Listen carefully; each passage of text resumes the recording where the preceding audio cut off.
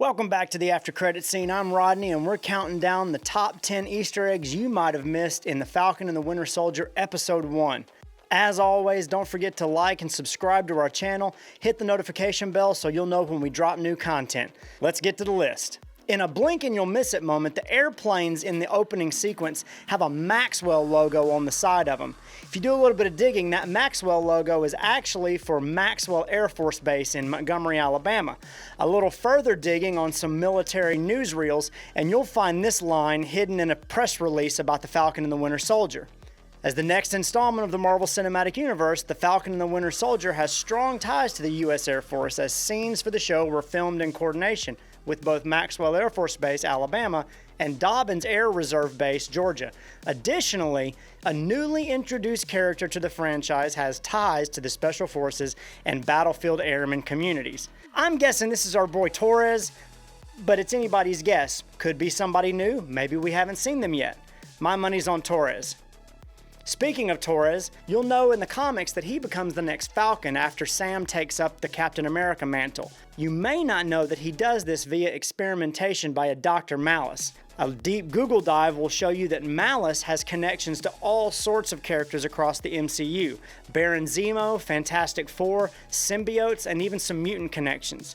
Could Malice show up as a potential bridge to a larger universe of characters and plot lines? We'll just have to wait and see. A little bonus Easter egg for you here.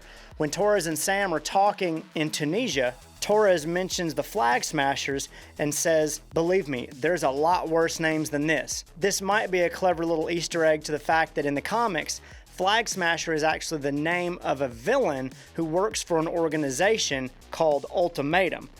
Ultimatum stands for Underground Liberated, Totally Integrated Mobile Army to Unite Mankind. That idea sounds pretty similar to the Flag Smasher Manifesto, but I'm really glad they chose to call them the Flag Smashers instead of making us all stumble through the Ultimatum acronym for the next 6 episodes.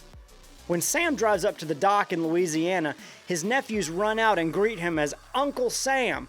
This is clearly some foreshadowing as to the Captain America moniker he's going to take up later on. I didn't notice this, several other people didn't notice this, but it was staring us right in the face. I mean, Uncle Sam? Come on, he's got to be the next Cap, right? A closer look at the boat on the dock shows that the boat that Sam and his sister own is called Paul and Darlene.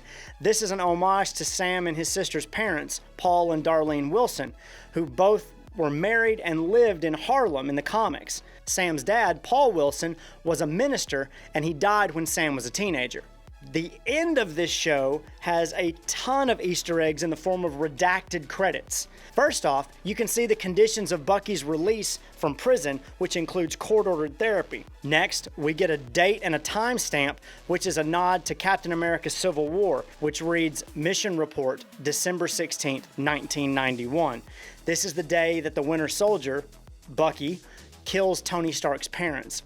Also, there's some Russian that pops up as well. Takes a little bit of digging, and via some of my Russian buddies, no joke, I have Russian buddies, this reads, "The fight against terrorism is based on the provision and protection of the fundamental rights and freedoms of non-human and citizens."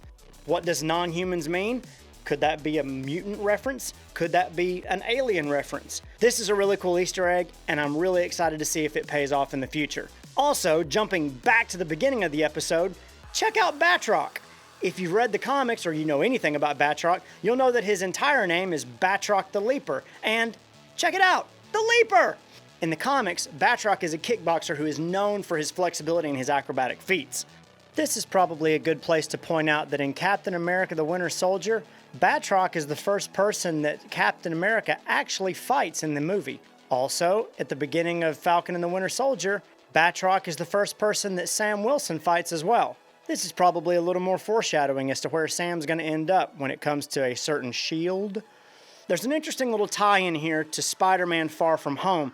At the beginning of the episode, Sam gives away Captain's shield. Think of the shield as a symbol for Captain America's legacy. Sam doesn't feel like he's worthy to wield the shield, so he gives it to the Smithsonian to put it in part of the exhibit. In Far From Home, Peter gives away the one thing that Tony gave him, that being the Edith glasses. Look at these as a symbol of Tony's legacy moving forward in the MCU as well. In Far From Home, Peter gives up that legacy to Mysterio, who turns out to be a bad guy.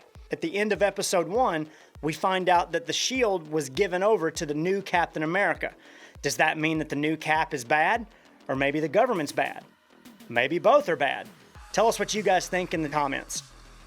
Lastly, we get a ton of Easter eggs in the form of Bucky's amends list. This list has a whole lot of different names on it, Kaminsky being some of the production folks on the series, other Marvel actors, characters, but the one of interest to me is the H Zemo. That is obviously Helmut Zemo from Civil War and Baron Zemo, who is going to appear in this series. How Bucky intends to make amends to Zemo, or whether or not this is some kind of foreshadowing as to how far Bucky will go to solve the big bad problem in this show, is anybody's guess. I'm betting this has some ties to Bucky's state of mind and to how he's going to handle the confrontation with Zemo later on. Tell us what you guys think in the comments. Did you find any other Easter eggs? These were just a few of the ones we thought were interesting that we thought you might be interested in as well. A lot of these, compared to the ones in WandaVision, were quick, blink if you miss it moments, and some of them required a little bit of digging. Tell us what you guys think, and we'll catch you next time.